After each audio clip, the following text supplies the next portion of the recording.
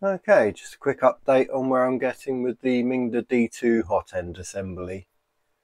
Excuse any noise issues, I'm trying out a different type of mic, so hopefully this will pick my voice up better without picking up so much noise from the desk. So, what I've done is I've adapted my mount. I've made these for the Ender 3 Pro so that you have vertical height adjustment on your ABL probes. I've adapted that, made a couple of plates so it'll fix to this Hotend. So, where are we? So the probe itself is attached here with two 6mm M3 bolts. Use two more 6mm M3 bolts to go through here. Oops. And into the holes on here. These are just sized tight on the bolt so that when you thread a bolt into it, it self-taps. And I've already put bolts through them to save messing about. And then it has a couple of recessed holes that you put 10mm M3 round head bolts into. And then that passes, which way is it? It is all fitting here, so it'll be behind the extruder. So this part fits there. Then there's a back part, which again has just got over tight holes that I've threaded. So that goes on the back like so. You lock those two pieces together, and then this bolts in place, and you've got your vertical adjustment. So I shall try to put this together on camera. So the bolts just drop in like, where are we?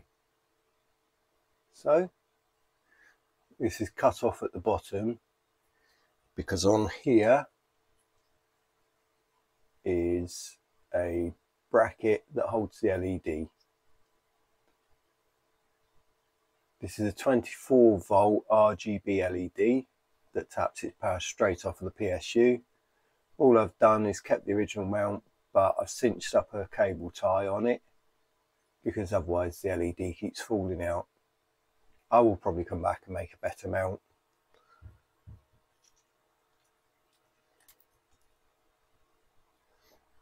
The advantage with these Hotends is you have 3 bolts there that run straight through the back of the gantry, through the carriage plate, into this, so you can remove the whole thing and work on it off the printer. Much less fiddly. So, you pop the face plate on, then you've got the back plate. Now on one side of this, I put a slight recess, so the bolt should find the hole easier, in theory.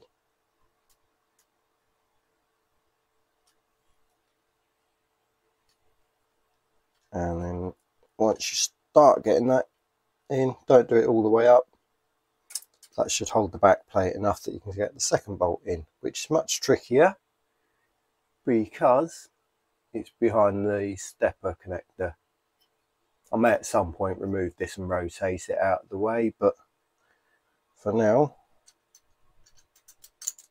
it's fiddly, but you can get to it, especially if you've got one of these ball end Allen keys. Where are we? Can you see that? Probably not. Anyway, should be able to just catch it. Once it starts going in, it will find the thread, and then the two should straighten themselves up.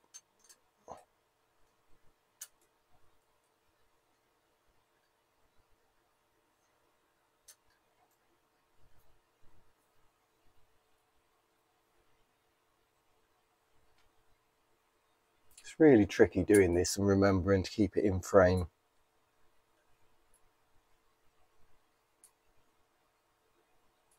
But I figured as this isn't really self-explanatory how this one goes together, Might as well test the new mic out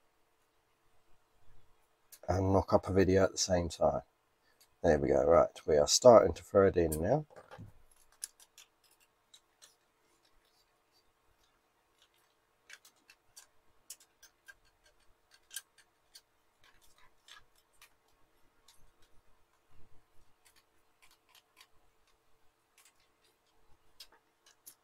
Try to get this face plate roughly straight, because then your adjustment will be cleaner on the probe. And then don't crank these down too much, because you're only using the thread that you've tapped through the printed part. I may well go back and make a version for threaded heat set inserts. I tend to hold off doing that until my designs have settled though. Otherwise I end up with a load of draft prints with heat set inserts stuck in them. Okay, so that's mounted that part.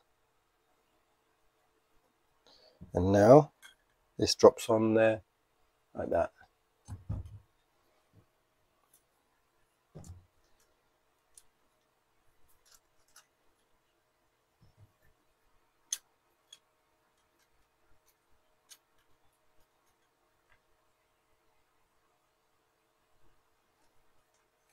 Same with this, just don't crank it down too tight. And you've got your slot there for adjustment. It won't go super high because this part gets in the way, but I have designed it to hopefully have enough adjustment up and down. And I'll at some point make another one, because I've got the BQ micro probe and that needs a much longer bracket. But for now I've only got one of those for my Ender 3 Max, which I will get round to releasing the design for eventually.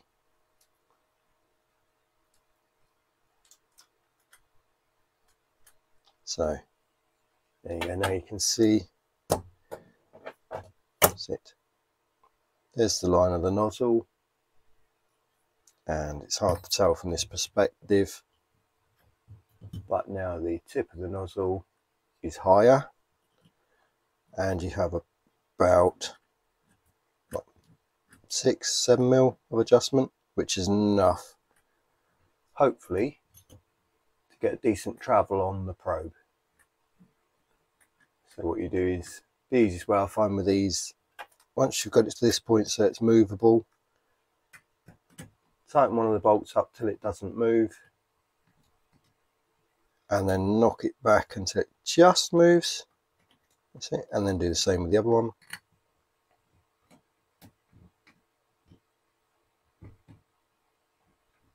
That way you've got your vertical adjustment but not too much rattle. And for safety, before you fit it, adjust it down as far as it will go and lock the screws up. That way when you put it on and first test it, you don't drive the nozzle into the bed because it's too high.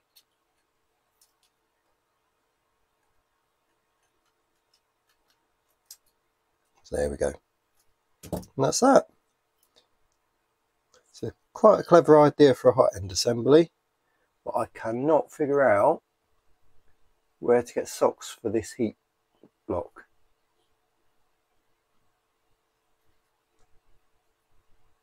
It's not quite the same as an Ender CR10 type heat block. It's a similar size but slightly bigger.